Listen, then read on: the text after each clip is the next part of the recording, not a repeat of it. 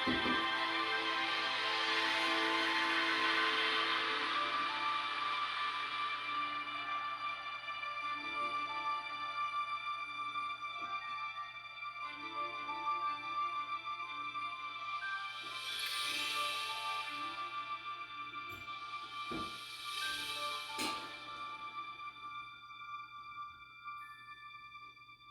evening.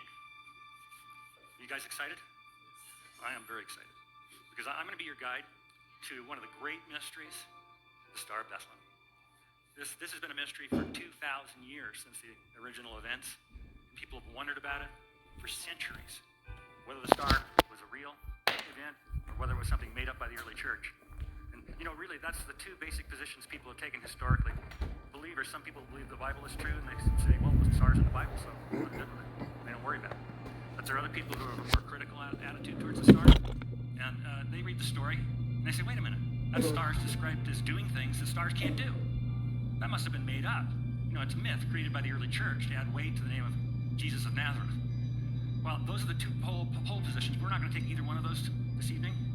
What we're going to do is to treat the star more like a puzzle or a mystery to be solved. And we're going to go through the Bible and find all the clues we can there. And we're going to compare those against the facts we know from history and see if there's a matchup. And I think you're going to find this completely fascinating.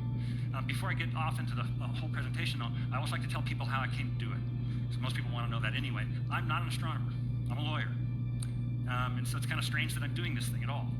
But I got fascinated with the Star of Bethlehem, and it became almost an obsession, and that's why I'm standing here. So let me tell you how that happened.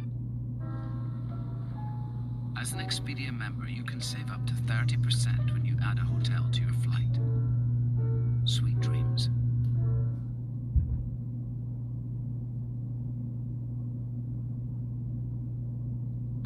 People think learning piano takes a really long time, but that's false. Here's how long it really takes with this new method.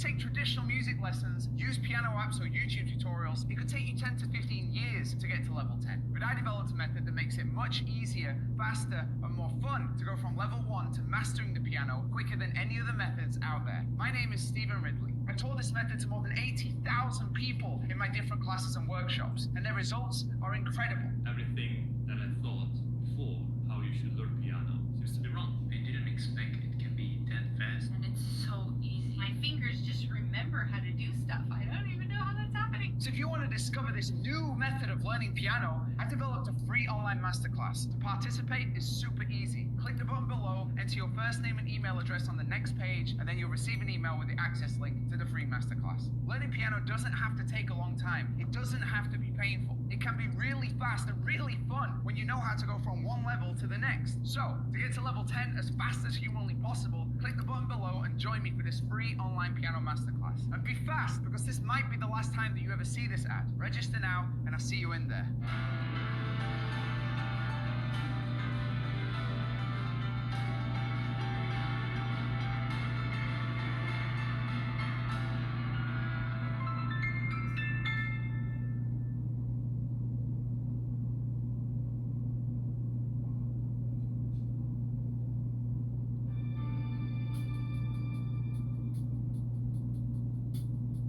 With a young man in our neighborhood who wanted to make some extra money, and he had this great idea of setting up Christmas decorations in people's yards.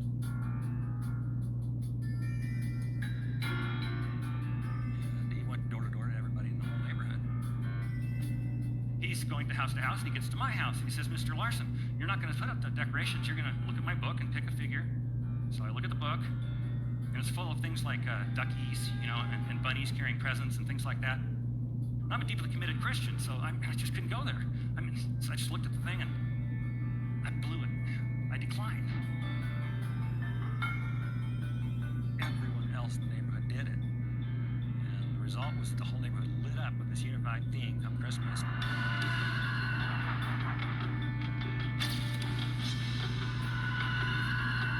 People were driving in from out of town to drive through our neighborhood real slow, 5 miles an hour, all the kids looking out the windows and all that stuff. They get to the Larson house, it's dark. So I had to do something. And my little daughter Marion decided what we should do is make the three wise men. So we did. We made the wise men stand about that high, draped them with cloth and all, but it looked pretty cool. They march across my front yard every year at Christmas time. So when you have three wise men, what else do you have to have? You gotta have the star. So Marion says, Daddy, make a star. And I immediately kick in with the lawyer's way of thinking. It's like, well, what was the star? If I'm gonna make a star, what did it do? What did it look like? How long did it last? Was it a shooting star? Did it explode? Was it an angel? I mean, what was the star? So I got sensitized to that question.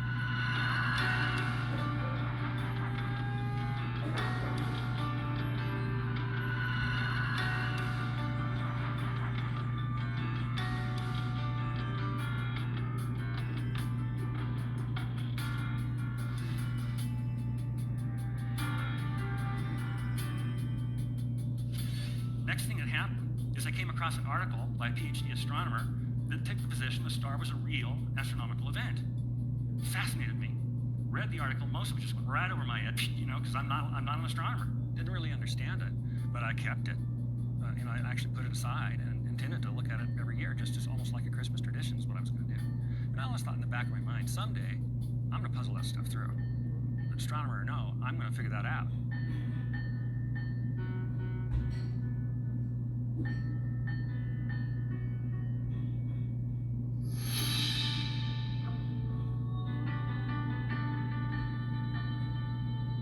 Next thing that happened to get me on the path to what I'm going to show you, my church asked me to teach a course called Essentials, which is the biblical basis for the core beliefs of Christianity. So I'm writing the curriculum for Essentials, and I decided, well, why not put in just a little section in the Essentials course about external evidences, meaning things outside the Bible that tend to show the Bible is true. And as I was putting that one together, the star came to me. I thought, my goodness, the Star of Bethlehem. If that's an actual historical event, I mean, how about that for an external evidence? So that turned me on totally. And I said, okay, now's the time. I'm not thinking about maybe someday. Let's start. And so I bought some astronomy software. And for months, and it actually turned into years, I would go out on the deck after dark, after my girls had gone to bed, and I would go through that article, tap on my computer, look at the software, look at the sky, found everything in the article, eventually found a whole lot more, and a lot of stuff that I have to say was pretty darn close to shocking to me. No one tells stories better than Audible, the home of storytelling. From motivation and comedy to true crime and memoirs, and so much more. Audiobooks, podcasts, and originals. That's Audible, the home of storytelling.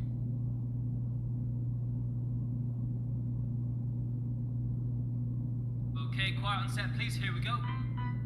Hi, I'm Evan Mock, everyone, and this is my perfect 10. I would love to create my own hotel, honestly. Turtle Bay Resort on the North Shore. One of my cousins, and a few friends growing up worked at the hotel, so they gave me the little nod to come in and hang at the pool.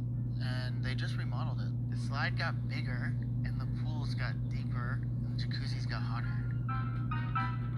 The Alma Barcelona is one of my favorites in this world, top 10. It's close to Magba, which is the meetup spot for everyone that skates. And when you come home from a long day of skating, you're really sore, you go down to the spa, and there's everything you need. It's gotta be good snacks. Once I get in the room, I like to hang my clothes up. I usually run out of hangers, so that's the next follow-up move is calling the front desk for some hangers. We were at a certain hotel in LA. Me and my friends were all just hanging out in the room. We were bored, and we decided to come up with a party flyer that we made on Instagram. And it got out of hand, but one thing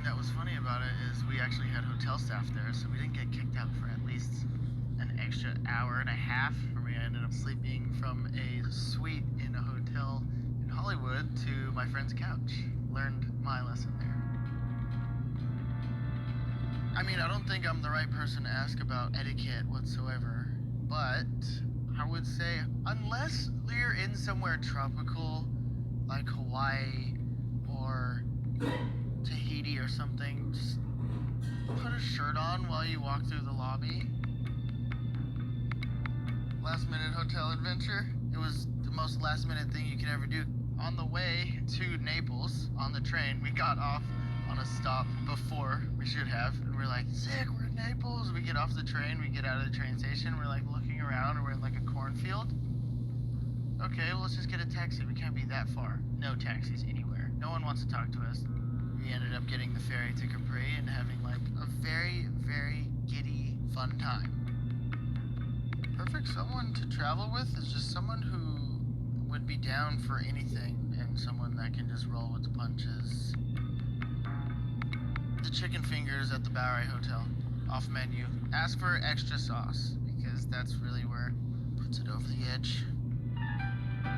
Starting off at a beautiful little tropical place in the summer, you just mosey on over down to the lobby, get that little free continental breakfast. You go back up to your room, you grab your board, you go surfing, you're getting every wave you want. You're ripping, you're shredding. Then you come in, you slick back your hair, you're looking all hot. You go have a full rack of ribs with your closest friends. And then you just sleep for a good 12 hours and do it all over again.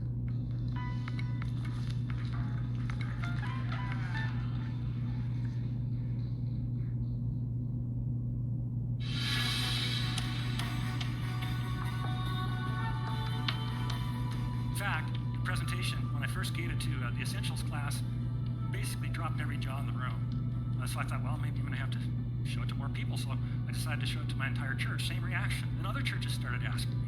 Pretty soon I'm getting requests from all across the country, even overseas. And I'm winding up going to Slovakia and Italy and all these places presenting the star because the interest is so high. It seems strange to me that he would ask somebody who's not formally trained in astronomy to do such a thing. But I guess maybe that's just the way he works. When people see him wink, then he gets the credit. It's basically taken over my life. You know, not really complaining, but it's a very big surprise to me what's happened with it. You might wonder, if the star is a real astronomical event, why are we just hearing about it right now? I mean, why isn't it all disclosed in history books? Why haven't you already heard about it? Didn't you wonder about it? I wondered that. When I began finding all this stuff, I wondered, why are we finding this stuff out now? So let me explain that a little bit. There's several reasons that I want you to know. First, we couldn't really know what the ancient skies looked like before we discovered the math behind the movements of the solar system. That happened in the 1600s. Anybody know who discovered how the solar system works? You hear Copernicus. Copernicus figured out that the sun was the center instead of the Earth. The guy who figured out the actual math that drives the planets, that was Kepler, Johannes Kepler. And Kepler puzzled out the 3 laws of planetary motion in the early 1600s. Now those laws hold today. They're math, and they're the same laws that NASA uses and the ESA uses to predict where planets will be. When they launch a rocket and it has to travel for 13 years to get someplace, they know where the celestial bodies will be because it's all like a great clock. It's extremely regular. It's mathematically precise. Kepler discovered that in the 1600s. Before that, we couldn't calculate what the skies looked like in past times. But with Kepler's discovery, we can. Kepler discovered the math, but he did have a problem. Math was laborious back then. It was done in your head or on paper. And you have a lot of calculations if you're trying to calculate the appearance of the night sky and all the stars in it. I mean, that's a lot of work. And the man used, a quill pen and some vellum probably. And probably took a long time for him to draw a chart. Now it would be accurate. His math was excellent. And he'd have an accurate picture, but it would be a snapshot. And if he calculated the appearance of the sky on the wrong day, or the wrong week, or wrong hour for that matter, he might totally miss something very significant. As an Expedia member, you get a discount now, plus points for your next trip.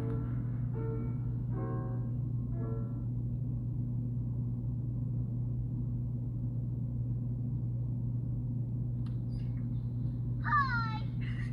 Hi! Good morning!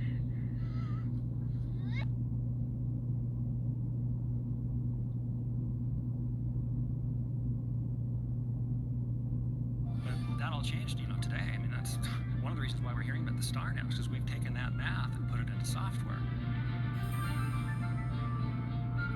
You can see the night sky from any place on the surface of the earth at any time in history in an instant. And it's so fast you can animate the sky. Kepler was a religious guy, and so the first thing he did, once he discovered these laws, first thing he did, he starts cranking those laws trying to find what? The Star of Bethlehem. He wrote 2 books on it. But Kepler missed the star. The reason he missed the star is he was looking in the skies at the wrong years. Here's the problem. Kepler had a mistaken understanding of first century history. He thought a very important man died on a certain date, and he was just wrong. The very important man was King Herod, the same King Herod who tried to kill the baby Jesus. So obviously Herod was alive when Jesus was born, and Kepler believed that Herod died in 4 BC, and so he only looked in earlier years. He looked in 5 and 6 and 7 BC for the Star of Bethlehem. When you look in those years, you don't find much. It turns out that Kepler was taking his information from the writings of one Flavius Josephus. Josephus was a Jewish scholar. He wrote at about the same time that Jesus was on earth, and he wrote Jewish histories. And from the Josephus writings, it's possible to infer the date of Herod's death. I use that word infer because he didn't use our dating system, our calendar system, so he couldn't just say 4 BC. But you can infer the date of Herod's death from Josephus' writing. Kepler thought that inference should be 4 BC. But we have new knowledge. A man took an interest in this question of when Herod died, and this gentleman went and looked at manuscripts from Josephus. He looked at in the British Museum and our museums here in the United States, And he found that all of the oldest manuscripts, every one that dates before 1544, all of them are consistent with Herod having died in 1 BC.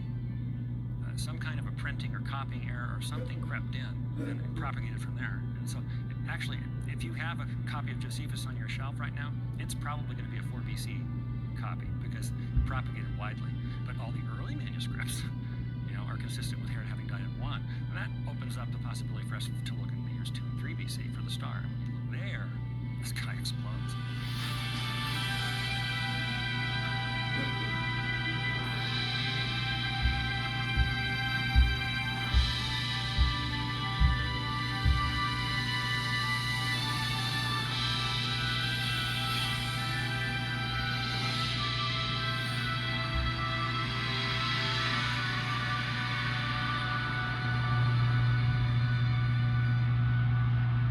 Now, a funny thing happened when I began to find all this stuff in that article and in a lot of other stuff too. I was finding signs in the sky.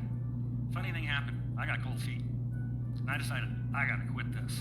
Let me tell you why. My parents are relatively conservative Christian people, and they taught me when I was just a kid not to fool around with astrology. They said, look, astrology is either just entertainment, just false, or it's a cult. Neither one's good. And so they advised me just to stay away from astrology. Okay, so I'm outside on the deck, tapping away on my computer, finding all these signs, right? I'm thinking, wait a minute, am I becoming an astrologer? That's when I shut down all the astronomical research for a time. I literally didn't do any more at all. I instead went and did an extensive Bible study on the stars in the Bible because I wanted to know, was what I'm doing okay? I mean, is it okay to look for signs in the sky, or is this weird? Let's go to the stars in the Bible, and we're going to learn that God takes credit for the constellations, takes credit for the stars. What's the oldest book in the Bible? Anybody know? Probably Job. There's not complete agreement on that. There's some disagreement, but Job is likely the oldest book in the Bible, and most people think that Job was written before Abraham was called out of Ur of the Chaldees, before the founding of the Jewish nation. So it's an ancient book. And isn't it interesting that in the very oldest book of the Bible, we're already talking about stars, and God's taking credit for them. Let's have a look.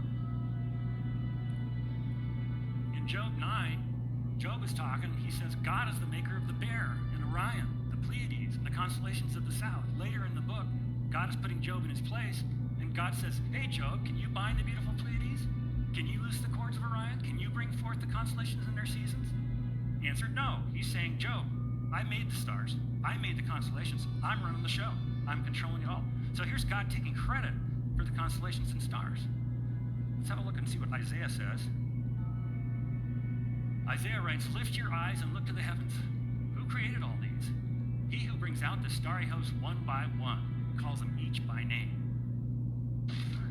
Backdoor problems? Preparation H has got your back. Make that backside. Our Bud Carolina provides provides powerful soothing relief for many kinds of backdoor discomfort. Oh! Nice tie. Preparation H. Get comfortable with it. Incredible. He brings them all out. He has a name for all the stars. Anybody in here ever seen a Hubble Space Telescope photograph? Raise your hands. I'm curious. Almost everybody has, but not everybody has. So I'm going to show you one to make the point. Let me give you something to look at while I'm talking to you. That's the Tadpole Galaxy, and I'll talk about it in just a second. Hubble, if you don't know, I call it a space telescope because it rides outside of Earth's atmosphere, so it doesn't have to look through our smog and haze and pollution and clouds, for that matter. It's out in the vacuum, and so it sees very clearly into very deep space. And since Hubble has existed, we've been able to learn so much about deep space that we didn't have any clue before. For example, we have learned that there are at least 100 billion galaxies the size of our own Milky Way. And each of those galaxies has at least 100 billion stars. Feel small yet? This is the Tadpole Galaxy. And I'm showing it to you. I think this is pretty, but also because I want you to see all these little dots. If the room was darker, you'd see yet more. But all these little dots here, that you might mistake those for stars. Those are not stars, those are galaxies. Each one of those has at least 100 billion stars in it, just like our Milky Way. Now, does that make the universe huge from God's perspective? I don't think it necessarily does. See, because numbers can be very confusing. They can be misleading. My biologist friend of mine told me that I have 100 trillion cells in my body, not billion, trillion cells in my body. Does that make me huge? I don't know. It depends on your frame of reference, doesn't it? So we don't know if God thinks the universe is big. God may say the universe. Where did I put the universe? He calls them each by name. Because of God's great power and mighty strength, not one of them is missing. What does it mean to be missing? It means to be out of place, not where you belong. You mean all the stars, hundreds of billions of stars, are right where God wants them? That's what Isaiah is saying. Now I'm going to show you something that David has said. The thing that makes me just love him is his nickname in Scripture. You know what he's called? He's called the man after God's own heart. I hear that and I'm thinking, oh man, I want that. You know, wouldn't you like to be a person after God's own heart? I mean, love the man, love him. Now, you probably have read this next psalm I'm going to put up here, but you read it wrong. I want you to read it my way. I want you to read it for the verbs. David writes, the heavens declare the glory of God. The skies proclaim the work of his hands. Day after day they pour forth speech. Night after night they display knowledge. There is no speech or language where their voice is not heard. Their voice goes out into all the earth. Their words to the ends of the world. Now, isn't it interesting that David chooses verb after Hebrew verb, all different, to say that the stars communicate? Fascinating. Now, in Romans, Paul is asking a rhetorical question. The rhetorical question is, did the Jews know the Messiah had come? Paul's kind of shocking answer was, yeah, of course they knew. But what I like is the structure of his argument. Look at his argument. Paul says, faith comes from hearing the message, and the message is heard through the word of Christ. But I asked, did they, my people, the Jews, not hear? Of course they did. And then he quotes David. He says, their voice has gone out into all the earth, their words to the ends of the world. Let me just paraphrase that for now. What Paul is saying, yeah, the Jews, my people, knew the Messiah had come because the stars told them. Now, do you make that argument unless something interesting has happened in the sky? You don't make that argument. So obviously something did happen in the sky. What was that? That's what we want to know. That's what we're trying to find out. This last authority is Jesus. He says there will be signs in the sun, moon, and stars. So is it okay to look for them? Well, I guess so. But Mr. Larson, aren't you trying to play it both ways here? I mean, you say astrology's bad, but it's okay to look for signs in the sky? How does this work? You know, you can't have it both ways, Mr. Larson. Oh, yes, I can. I'm a lawyer. I can make a distinction, right? Okay, and my distinction, I'm going to call a thermometer distinction. It's a metaphor, of course, and thermometers, everybody knows how they work. They can tell you if it's hot or cold. They can't make you hot or cold because they're not active agents. They're indicators. That's how the Bible treats the stars. It was very reassuring. I quickly found out in that study that it's absolutely fine to look for signs in the sky. What's not fine is to think that the stars are running your life. That's astrology. The Bible disagrees with that. In fact, there's such a distinction between astrology and what we're doing here that astrology was a killing offense in the Old Testament times. It was a capital offense. Okay, so we now know it's okay to look at the stars if we do it in the right way. Understanding they can be signs from on high, but they don't actually run your lives.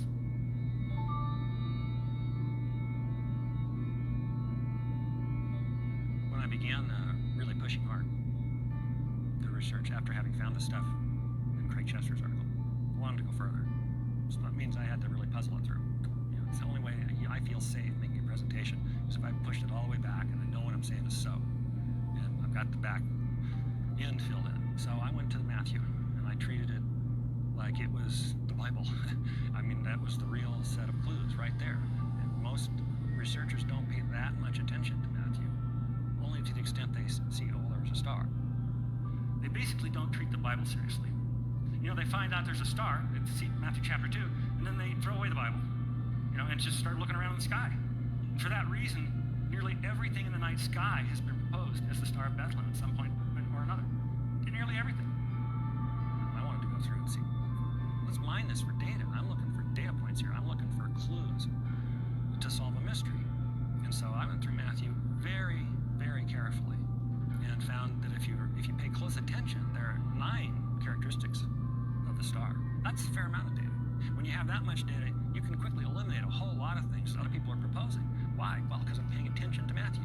And I'm very conservative too about this issue. So if we find something in the sky that maybe fulfills 8, I'm going to say that's interesting, but it's not the star. It has to completely line up with Scripture for me to think it's really the star.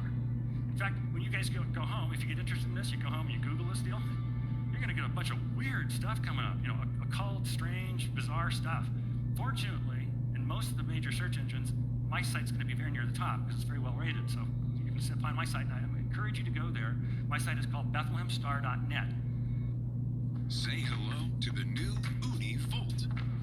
This one's electric. Now the party can be indoors or outdoors. Plug in pizza, socket-powered slices. The new Uni Volt. So let's go to the 2nd chapter of Matthew and look at the clues. After Jesus was born in Bethlehem in Judea during the time of King Herod, so you see again how important it is when Herod died. If Herod died in 4 BC, you're looking later years, but we think he died in 1, so we're looking in 2 and 3 BC. Magi came from the east to Jerusalem. Okay, gotta ask, what's a magus? Same word root as our word magic. Are they magicians? The one showed up in Acts and he was a bad actor, so some of them were bad.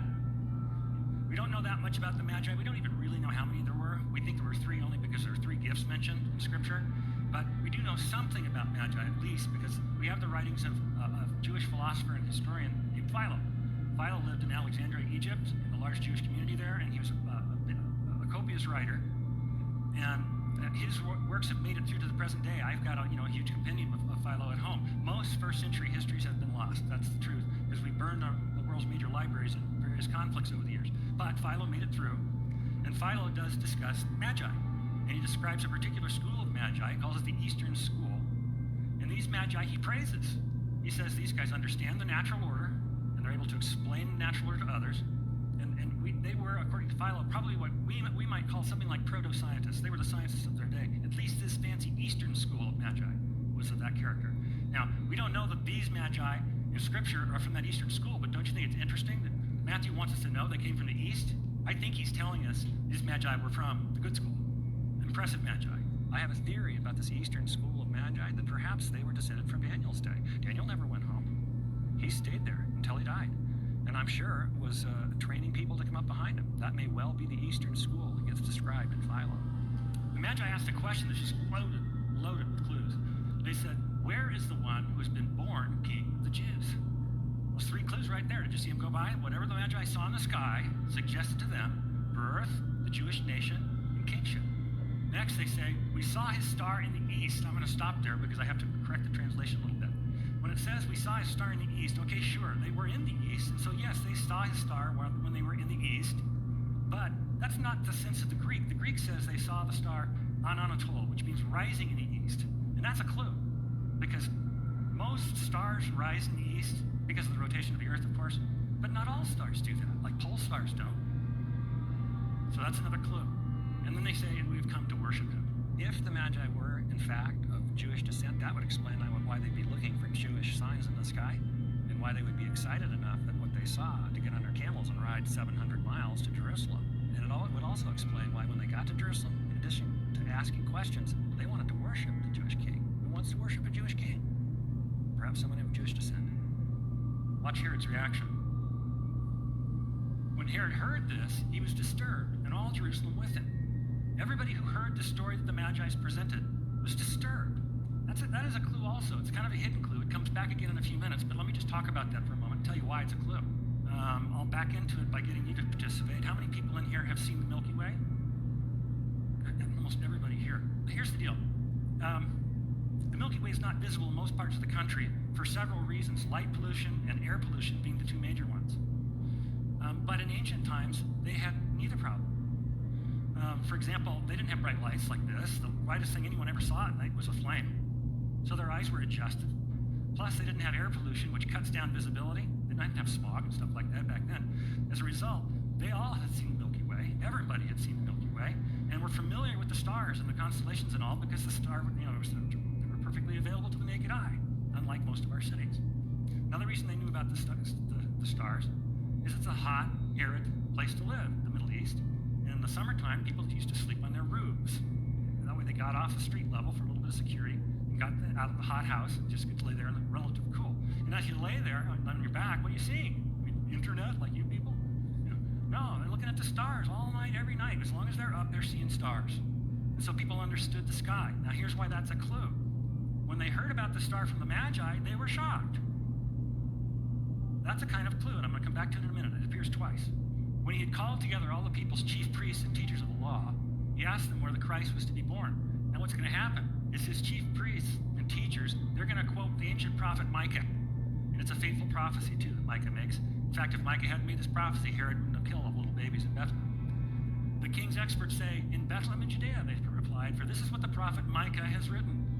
But you, Bethlehem, in the land of Judah, are by no means least among the rulers of Judah. For out of you will come a ruler who will be the shepherd of my people Israel. That's how Herod decided to kill the babies. Then Herod called the Magi secretly and found out from them the exact time the star had appeared. That's the second time one clue is coming by.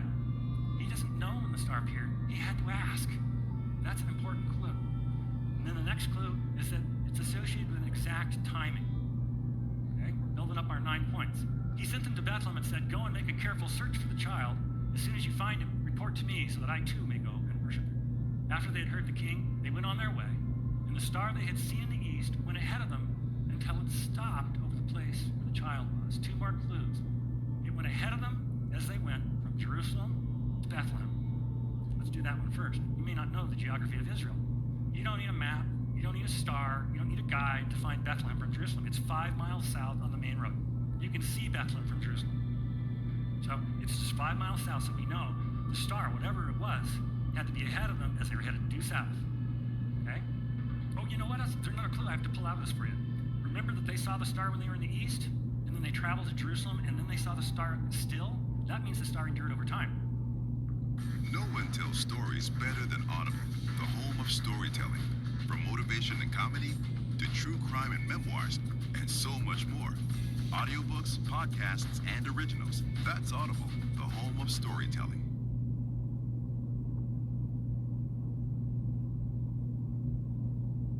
At Men's Warehouse, we believe everybody should love the way they look on their big day. And we mean everybody and every big day. From wedding to work. Men's Warehouse. Love the way you look.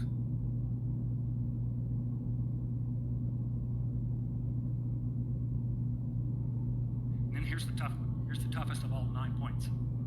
Until it stopped over the place where the child was. Can a star stop? You wouldn't think so, but it can, did, and I'm going to show you. You now know more about the star than any of your neighbors. I promise you, you now know the 9 points that identify the star. So I'm going to give you a little quiz here. Don't worry, you'll do great. First, might the star have been a shooting star? Meteorite? No, I agree with you. Not. Well, why not? Probably 6 or 8 reasons why. Doesn't stop, right? Shooting stars don't do that, right? Gone for 2 seconds. Okay, what about, it's not a shooting star, what about comet? I'll answer that one for you. Comets are a better candidate because they rise in the east like other stars.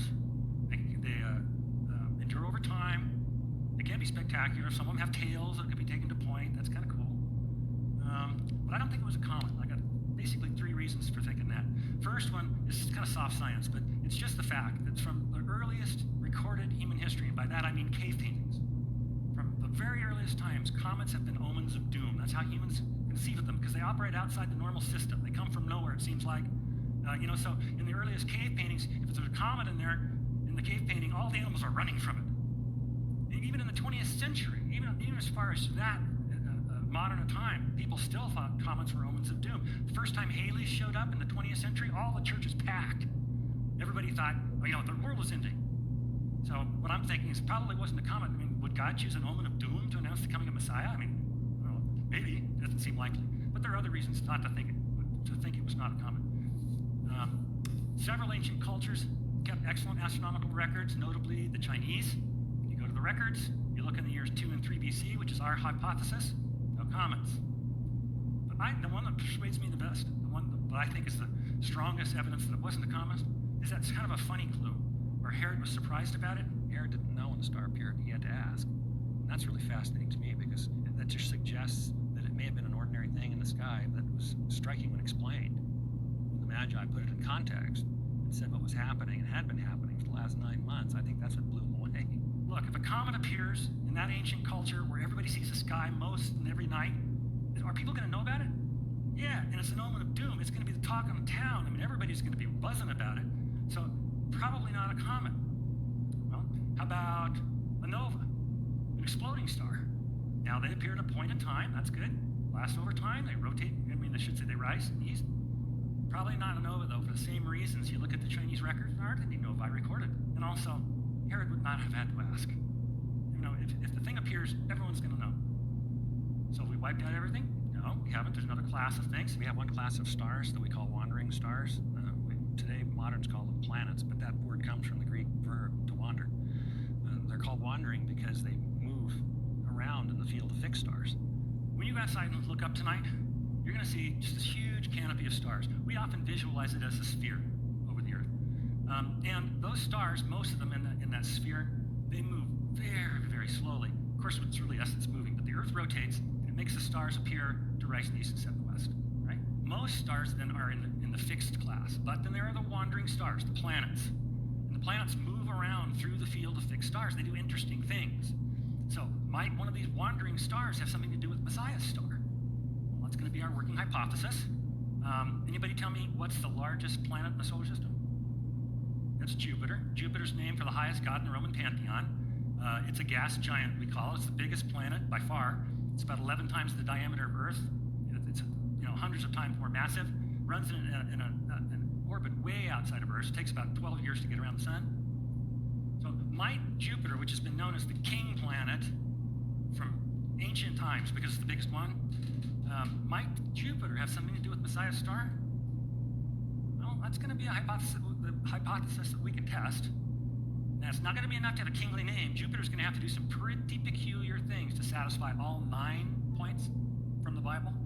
So did Jupiter do that? So now I'm going to take you and show you the starry dance. We're going to go to the sky and see what really happened 2,000 years ago.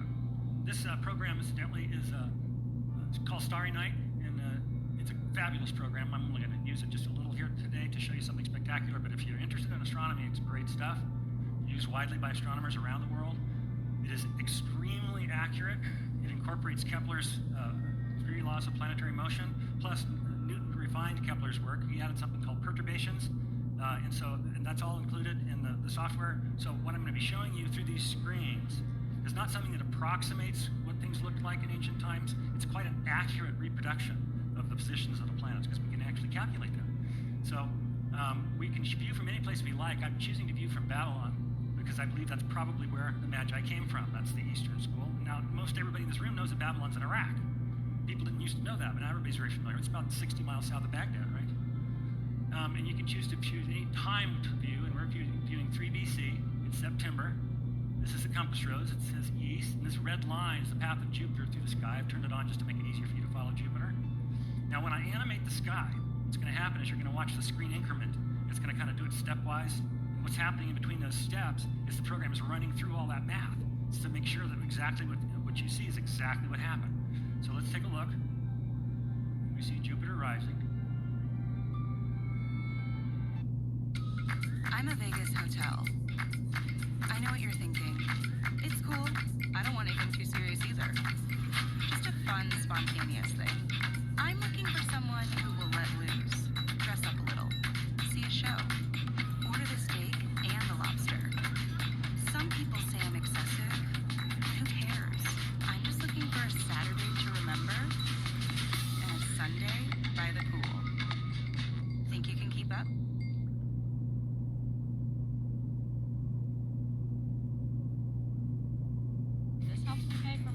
Sign up directly on the app. Choose your own hours. Get paid to deliver on your time. There are opportunities in over 7,000 cities. Keep 100% of your tips. Download the DoorDash driver app and get started today.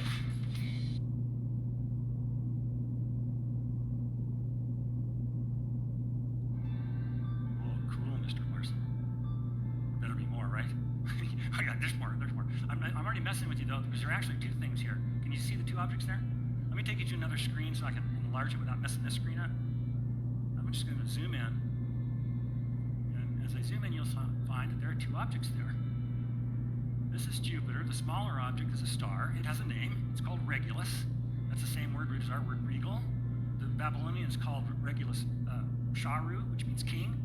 The Romans called Regulus Rex, which means king. This is the king star. We now have the king planet, the king star, coming into very close approach. So I'm out there on the deck and I'm typing away and I find this and I'm thinking, well, that's pretty cool. I mean, I can see king there. Well, that was interesting. It was. That was a conjunction is interesting, but it also made me suspicious, because like I say, I'm a lawyer and I'm not an astronomer and I didn't want to be fooled. I don't want to find something that turns out to not have any significance at all. Maybe that happens every Thursday, So I start running the universe backwards and forwards, just trying to find out how often do these conjunctions happen.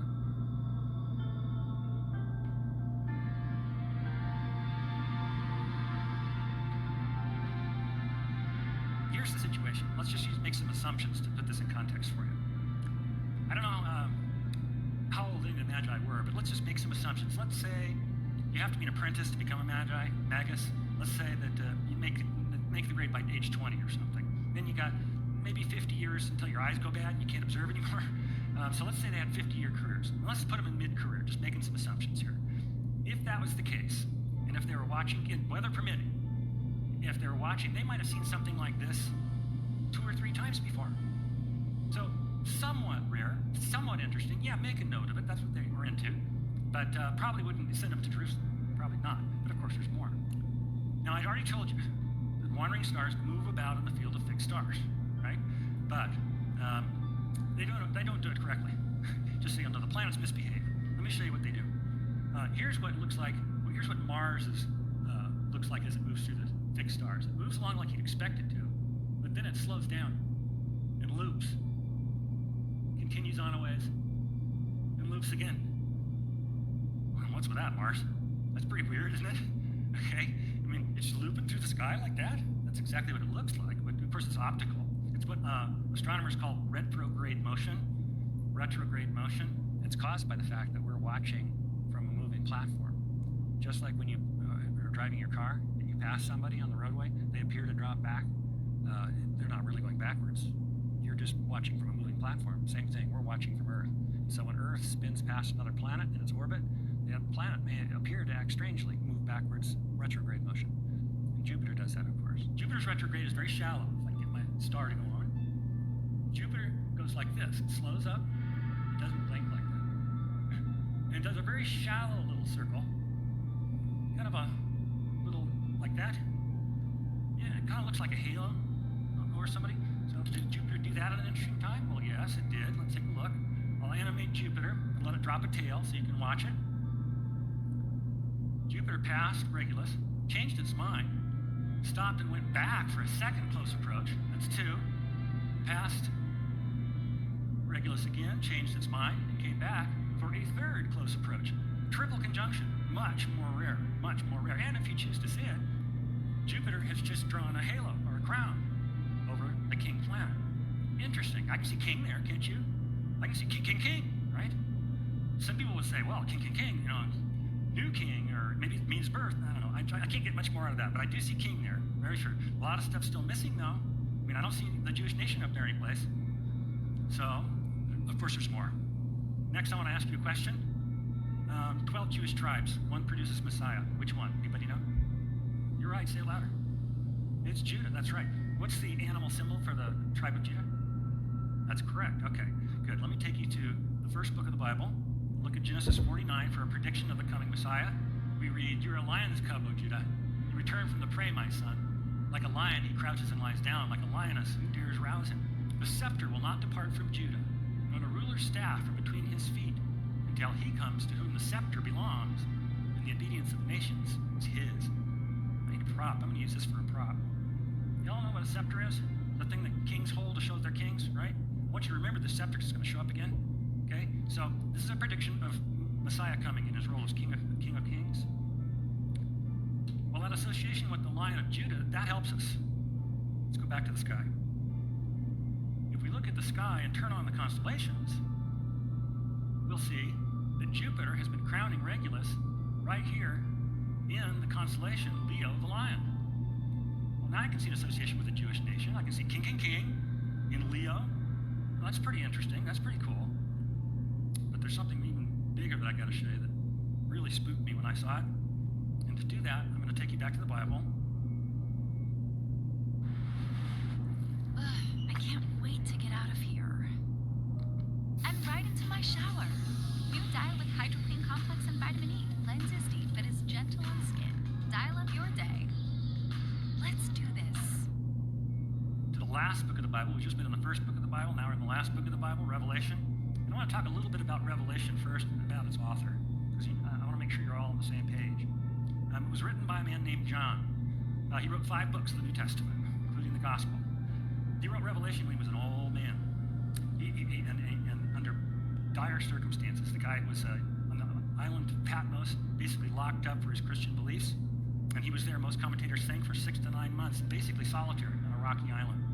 And he was old at that point, maybe probably in his 80s, maybe almost, could even be 90s.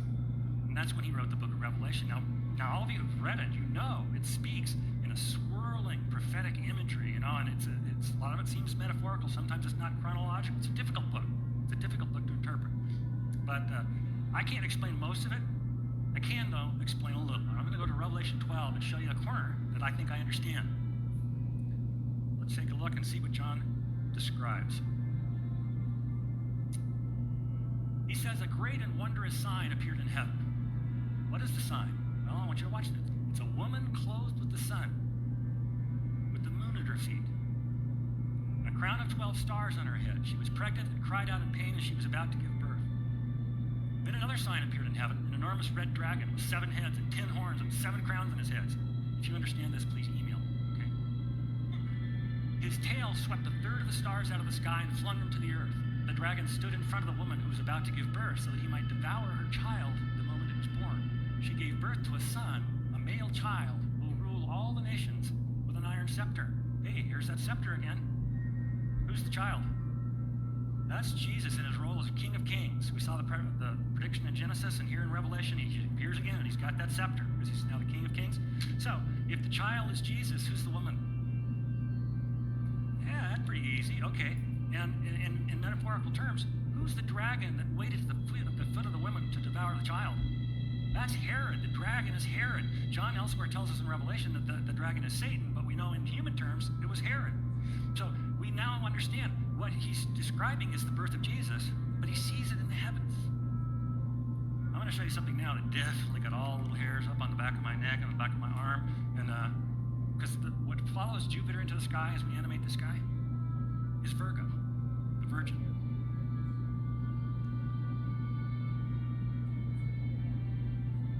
And she's clothed in the sun. And she has the moon at her feet. It's just a crescent moon, a very small crescent, barely invisible moon. There's a reason for that. This is Jewish New Year, Rosh Hashanah. The sheer weight of symbolism in the sky on this day blew me away. In September of 3 BC, when Jupiter is coming in close conjunction with Regulus, the king planet, the king star. That happening in Leo, the lion representing the nation of Judah, the tribe of Judah. That rises in the sky, and behind it rises Virgo, the Virgin. And she's clothed in the sun, and she has the moon at her feet. It's exactly what John described in Revelation 12. It's what he saw in his vision. It's obvious. That got me. When I went on the time forward and saw that rise and realized, oh my goodness, that's what John saw. There it is. That really let all the hairs come up.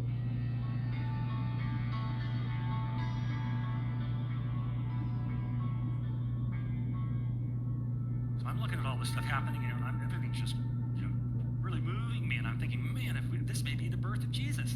Then I thought, wait a minute, maybe not. Because Jewish people and a lot of Christian people believe that life begins at conception. So I thought to myself, well, maybe this is the conception of Jesus. Maybe this is the Annunciation, when Gabriel appeared to Mary and she said, be it done unto me.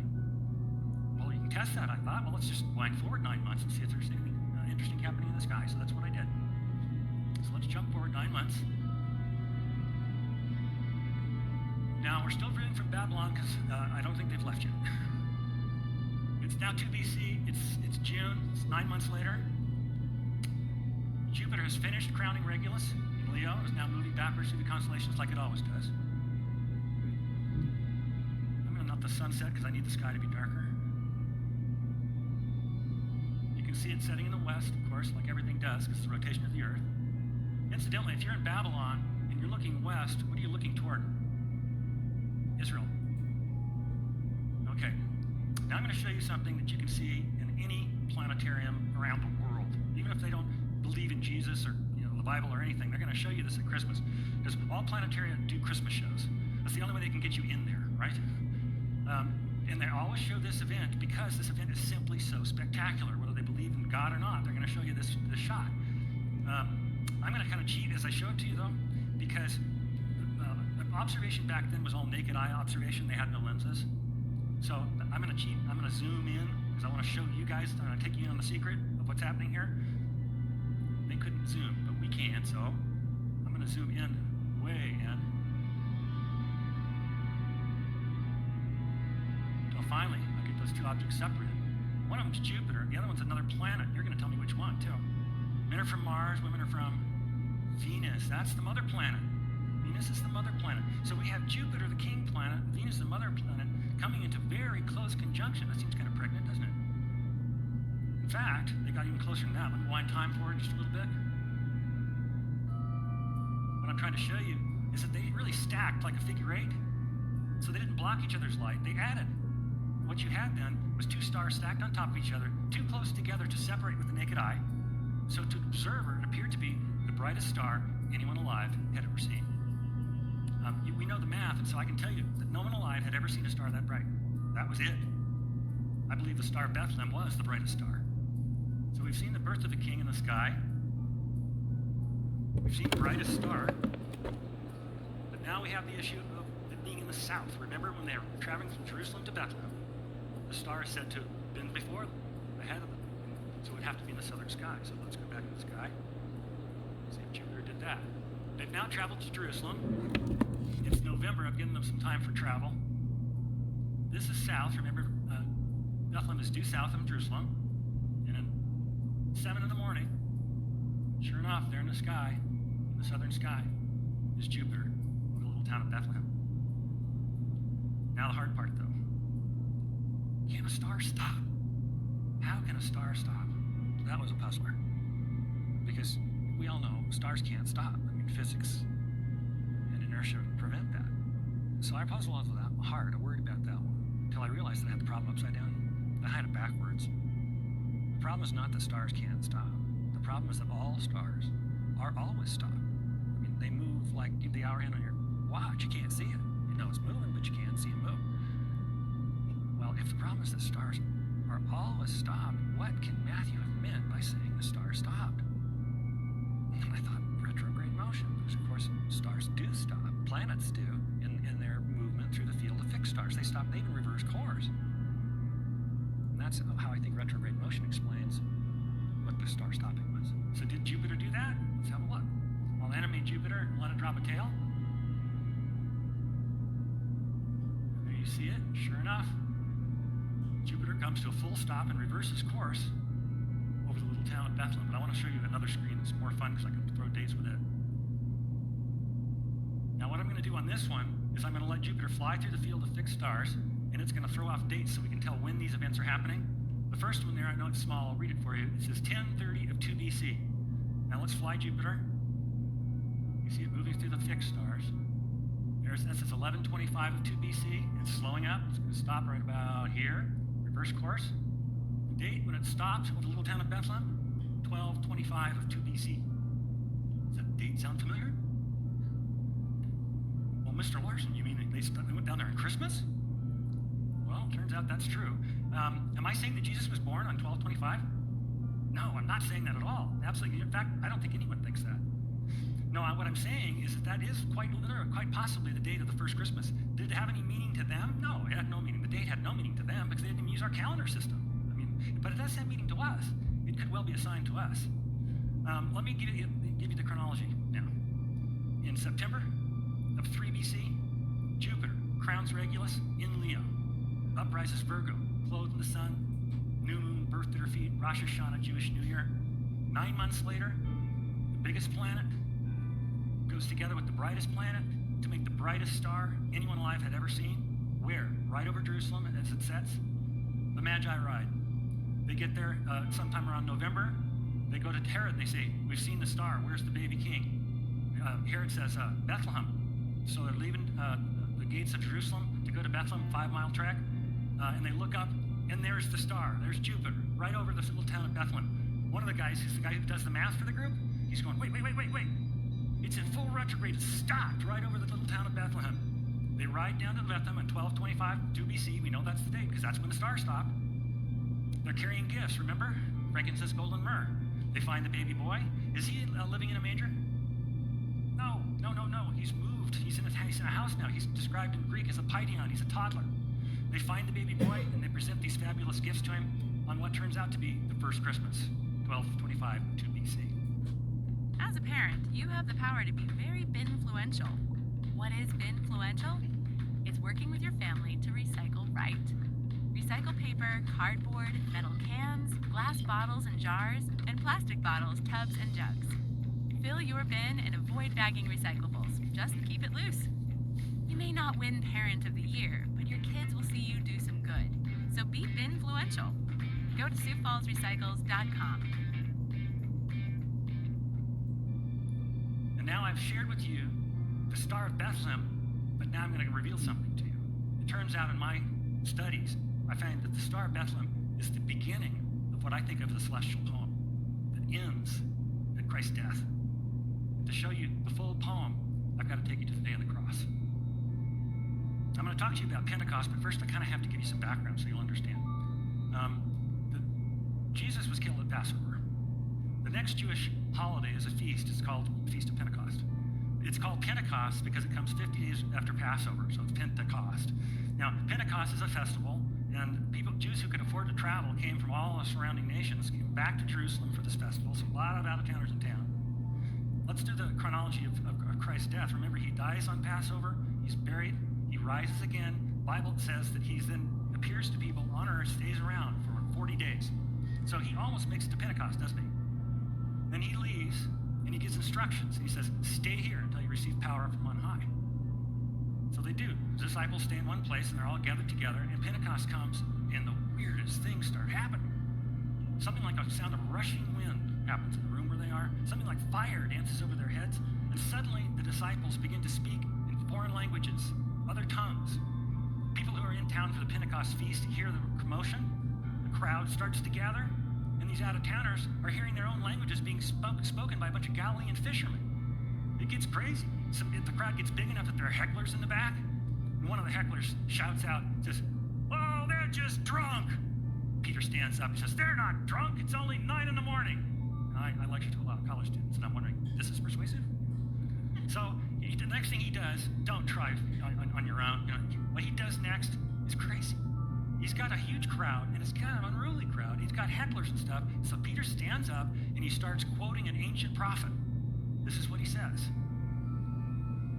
He quotes Joel. He says, "I will show wonders in the heaven above and signs on the earth below. Blood," there's been a crucifixion. "Fire," something like fire danced over the disciples' heads. "And billows of smoke, the sun will be turned to darkness." I think Joel saw a vision of something like smoke that blotted out the sun. "The sun will be turned to darkness, and the moon to blood." The moon turned to blood before the coming of the great and glorious day of the Lord. "And everyone who calls on the name of the Lord will be saved." And then he shouts at them. He says, "Men of Israel, listen to this. Jesus of Nazareth was a man accredited by God to you by miracles, wonders, and signs, which God did among you through him, as as you yourselves know. Let me tell you why I put italics there. That's a very interesting argument. Let me paraphrase what just happened. Got a rowdy crowd out here. Peter stands up and he says basically this: Joel predicted a bunch of stuff and you've seen it. Now, you don't make that argument, especially to a rowdy crowd, unless they've seen the stuff. And one of the things they are said to have seen was a blood moon. Y'all know what a blood moon is? I thought that was weird. I thought that was just weird prophet talk. I don't know. Have you ever read and you see something in scripture and it just strikes you as so strange, like a moon would be turned to blood? You say, oh, okay. It just sounds like prophet talk, and I didn't know what it meant, but it turned out I was very wrong. That's a technical term. It's an ancient technical term, and it has a specific meaning. It means a lunar eclipse. Why do they call those blood moons? Because when a moon goes into eclipse, it goes into Earth's shadow. And so it gets no direct illumination from the sun.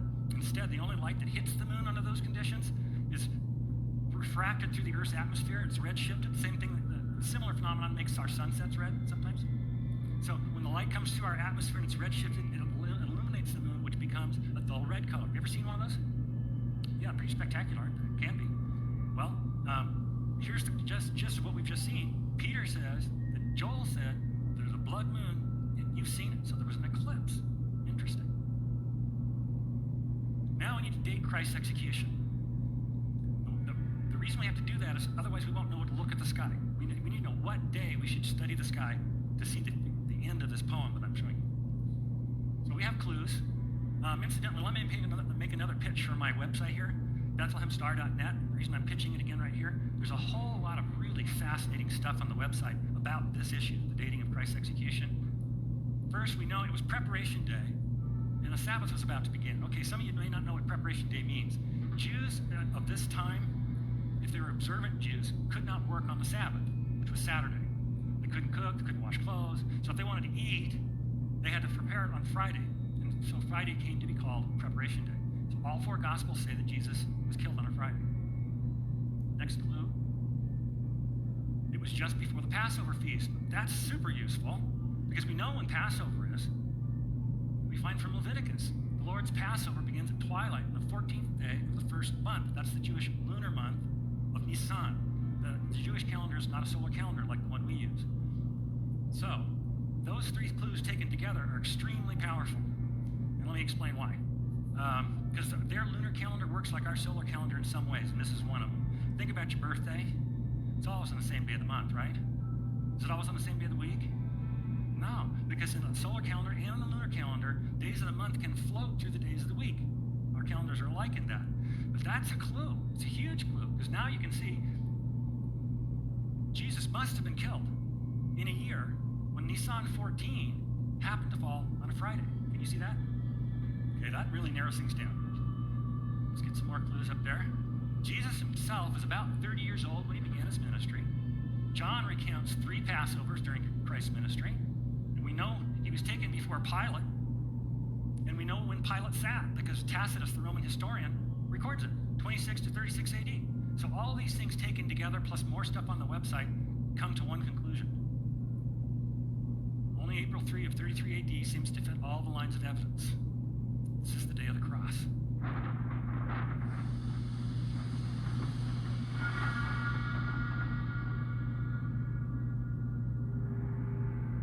Isaiah says the Messiah was beaten so severely he was hardly recognizable as human. And in that state, they put him on the cross at 9 a.m. It lasted about 6 hours. But while he was on the cross, all hell broke loose.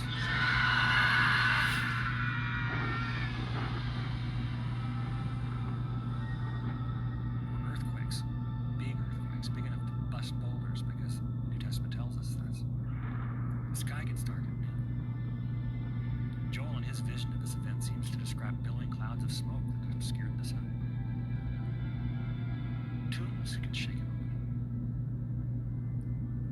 There's a veil in the Holy of Holies in the temple in Jerusalem. It separates the deepest part of the sanctuary from all the people who come to church, the synagogue. That was ripped in half, top to bottom, symbolizing ordinary folks having direct access to the Holy of Holies, to God himself, because Messiah's sacrifice made it possible. to get him down off the cross before sundown. They had to do that because otherwise he would defile the Passover. So they got him down. But the signs didn't stop. When the moon rose that evening, it was a blood moon, a lunar eclipse, which probably scared everybody there to death. I mean, I can really honestly think, having lived through all of those events and then seeing the blood moon, being scared spitless.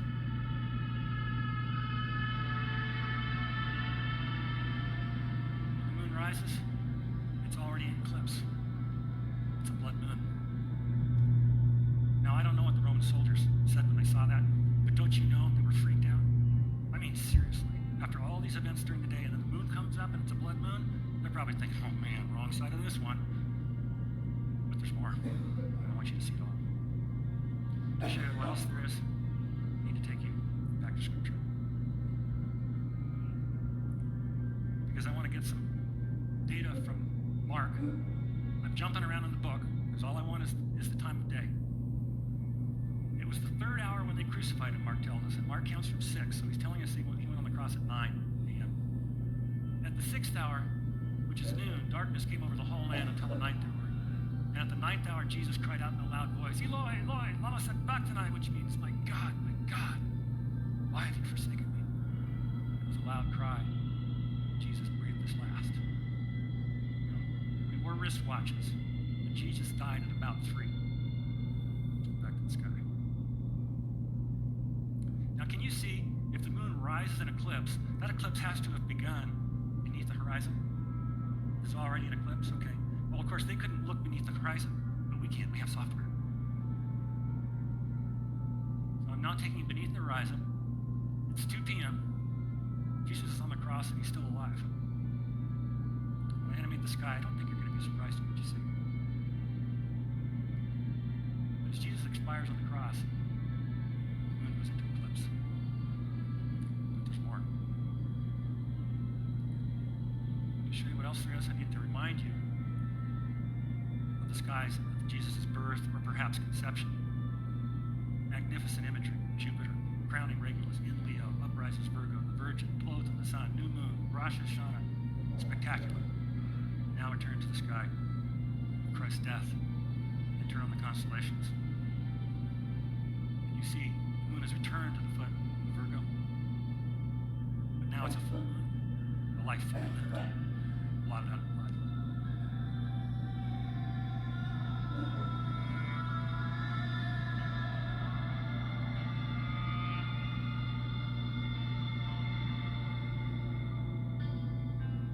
I remember the night when I found the eclipse at Christ's crucifixion. I remember it because of what was happening to me. When I found that the moon was back at the foot of the Virgin. When I further found that the moon went into eclipse at the moment my Savior expired on the cross.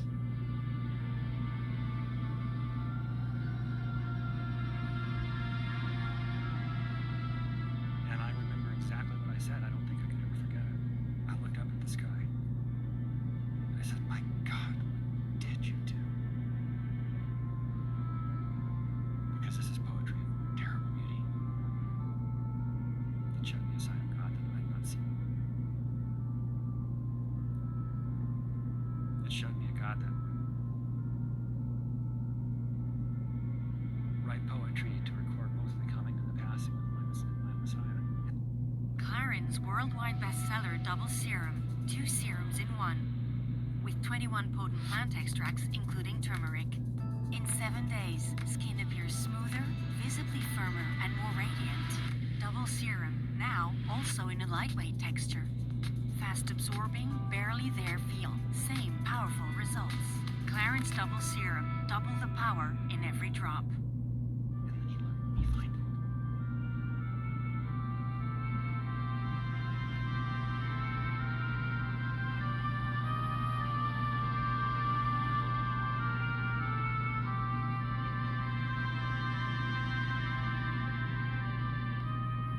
So what does this mean?